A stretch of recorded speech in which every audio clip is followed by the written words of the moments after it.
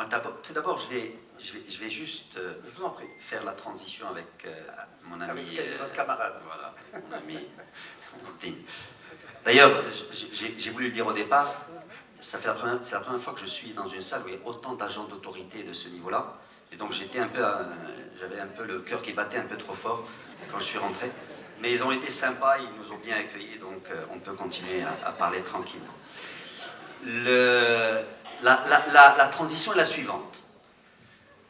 Quand on parle de cette éducation, les gens peuvent se dire, oui, mais est-ce qu'on a les moyens, est-ce qu'on investit? Parce que j'entends cette rengaine qui dit on investit déjà 20% du budget de l'État dans le machin, ce qui n'est pas vrai déjà, mais peut-être qu'il faut investir plus. C'est-à-dire, s'il y a des moyens, moi je suis d'avis, et je lis toujours, on a assez investi dans le hardware, et ça me fait plaisir d'entendre des gens parler de software, d'accord? On a assez construit de routes, d'autoroutes, de ports, d'aéroports, et peut-être qu'il faut mettre plus d'argent encore dans la santé, dans l'éducation. Ça n'empêche pas que l'éducation doit améliorer son efficacité interne, que la santé aussi, etc. Et quand les gens vous disent c'est cher, vous leur dites, si vous pensez que l'éducation coûte cher, essayez l'ignorance. Ça ne vient pas de moi, mais c'est une phrase qui résume vraiment tout ce qu'on est en train de dire. Prenons la petite enfance. Alors déjà, nous au CESE, on est contents parce qu'en 2016, on avait fait un rapport qui s'appelait « Effectivité des droits de l'enfant, une responsabilité de tous ». Et dans ce rapport en 2016, on avait dit qu'il faut qu'il y ait le préscolaire qui soit établi. Et on se rend compte aujourd'hui que dans le cadre de la vision stratégique 2015-2030, il y a cette priorité qui est au niveau du ministère. Donc ça prouve quand même qu'il y a une belle collaboration entre le CESE et certains ministères, et c'est important que nous, on continue à jouer ce rôle-là. Maintenant, si je peux faire des commentaires, et ça, c'est vraiment pas ça, c'est pas les commentaires du CESE, c'est ma propre analyse de ce qui peut être fait au niveau de la petite enfance et du développement du préscolaire. Première des choses, il faut absolument qu'on définisse rapidement, et je pense que je vais peut-être enfoncer des portes ouvertes, mais c'est mon habitude, donc il n'y a pas de problème. Il faut absolument qu'on ait une gestion normalisée et unifiée de ce domaine-là. Il ne faut pas qu'on laisse des initiatives, c'est bien l'initiative, mais il faut que cette initiative soit absolument contrôlée à l'intérieur de cette gestion unifiée et normalisée, et je m'adresse à M. Deb, et ils sont d'accord, donc c'est pour ça que j'ai dit... donc ça, à mon avis, c'est la chose déjà très importante, qu'on n'ait pas plusieurs systèmes à plusieurs vitesses, à plusieurs qualités, qui se développent dans différentes régions du royaume. Tu me dis non, mais je vais revenir, je vais te donner un point de vigilance qui, à mon avis, risque de poser problème. Deuxième des choses, il faut absolument qu'on ait aussi un vrai système de formation des éducateurs, voilà le bon terme.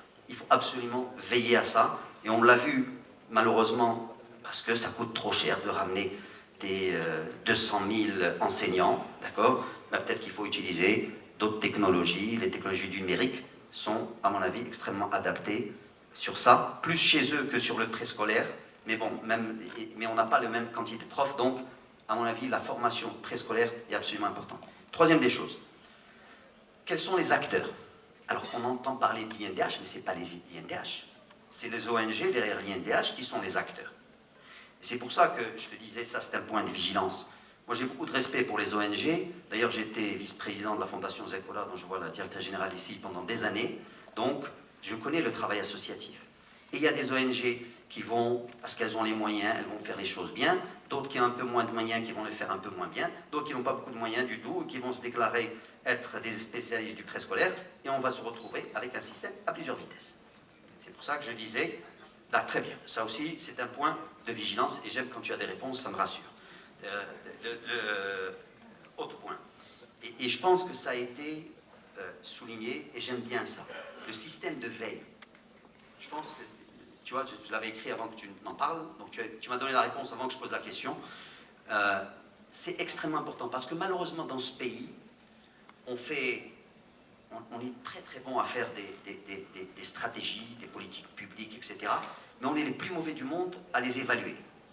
on ne fait pas d'évaluation de politique publique. Et je peux commencer par parler de mon propre ministère. Quand j'étais au ministère, vous me direz qu'on est parti trop tôt, donc on n'avait peut-être pas le temps de faire de l'évaluation par la suite, mais il faut faire de l'évaluation de politique publique.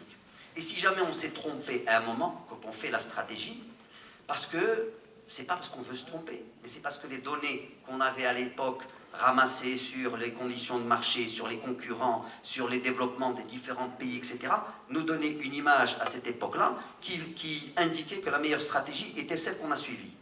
3 ans plus tard, les conditions ont changé, il faut avoir le courage politique de s'arrêter, de dire cette stratégie ne marche plus, il faut qu'on adapte la stratégie, et malheureusement, on ne le fait pas assez. Dernier point, et je vais me taire là-dessus, je vais finir, c'est la gouvernance. Nous avons, d'une manière générale, un grand problème de gouvernance dans ce pays. C'est le choix numéro 9, d'accord, du nouveau modèle de développement. Et on dit que sans avoir une nouvelle gouvernance, si vous voulez, il ne peut pas y avoir de nouveau modèle de développement. J'ai pris la voie courte, mais c'est une condition absolument sine qua non. Maintenant, ce qui est bien avec le ministère de l'Intérieur, c'est qu'ils ont l'habitude de mener des projets sur le terrain, et je pense que de ce côté-là, on verra de l'exécution, je dirais, plus efficace. C'est vrai qu'eux aussi se sont trompés dans l'INDH 1.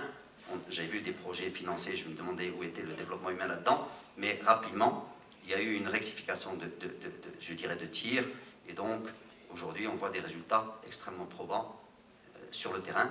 Et donc voilà, c'est un peu le mot de la fin. Merci. Merci.